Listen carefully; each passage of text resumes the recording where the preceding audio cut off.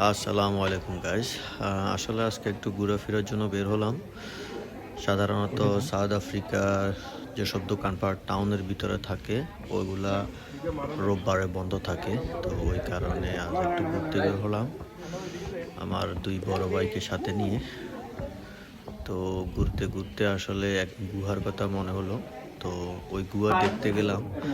দেখেন আমরা আসলে এখন এই গুহার ভিতরে ঢুকতেছি। এই গুহাটা হচ্ছে আপনার সাউথ আফ্রিকান রেঞ্জের ভিতরে। যারা সাউথ আফ্রিকায় বসবাস করেন হয়তো তারা চিনেন জায়গাটা। এটা সাউথ আফ্রিকান পুরনো মানুষ যেগুলো আছিল, যারা সাউথ আফ্রিকান বসবাস করতো এখানে। এটা একটা ন্যাচারাল গুহা। এটার ভিতরে কোনো মডিফাই করা হয় নাই, কোনো কাজ করা হয় নাই।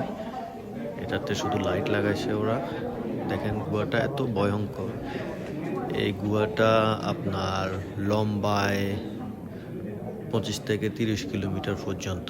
আমাদের পক্ষে আসলে এত দূর যাওয়া সম্ভব হয় নাই।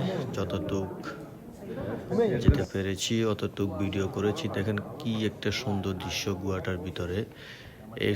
এই গুহাটা বয়স ম্যাক্সিমাম ওরা বলছিল 25,000 বছর। কোনো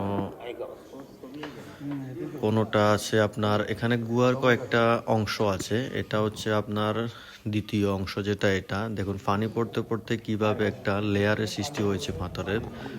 পাথরের লেয়ারের সৃষ্টি হয়েছে। এগুলা দেখতে একদম ডায়মন্ডের মতো। দেখুন এখন আবার এটা আলো বন্ধ করে দিয়েছে, কারণ ওরা বলতে চাইছে যে আমরা ফিল করতাম, যে অনুভব করতাম কিভাবে ওরা ওখানে বসবাস করতো আন্ধারে আধারে।